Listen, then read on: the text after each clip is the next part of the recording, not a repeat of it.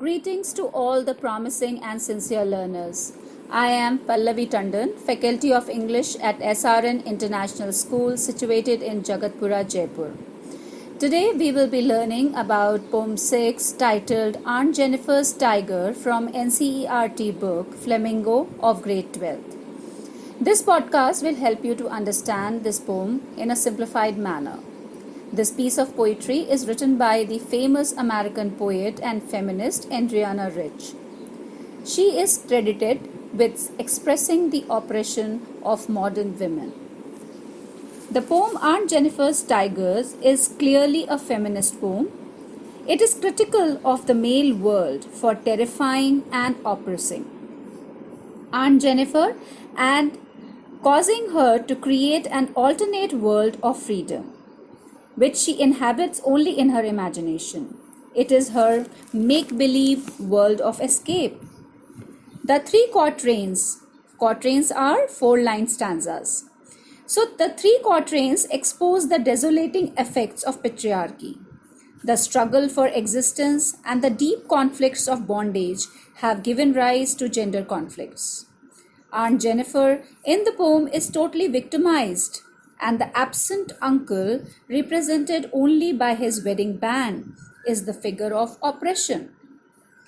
The first stanza of the poem highlights Aunt Jennifer's fears, the second, her implied slavery, and the third stanza highlights her ordeals in life. Now let me elaborate these stanzas. The first stanza describes Aunt Jennifer's tigers. These tigers have been made by Aunt Jennifer on tapestry. Though unreal, they are described as bright, crystalline animals that prance around their world of green, that is, forest.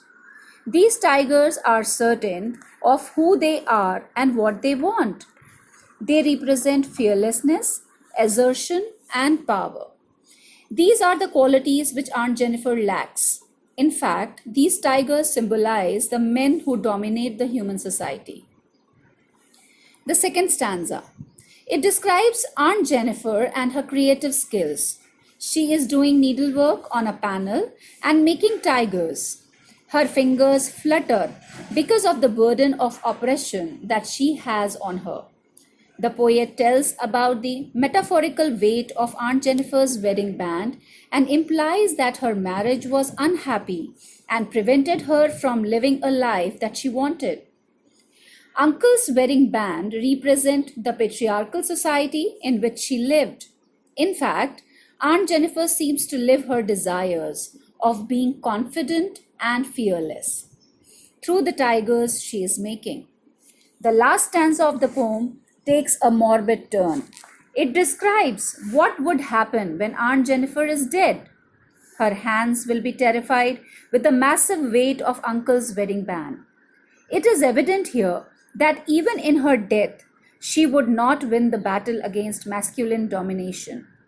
Even death will not free Aunt Jennifer from her ordeals. The tiger she had made would continue to look proud and unafraid. The poem deals with the women's struggle against oppression, rebellion, a patriarchal society. So students, through this poem, the poet highlights the struggle of the spirit and racial and religious injustice and oppression of an apparently upper middle class woman who can express her desire for freedom only in her art.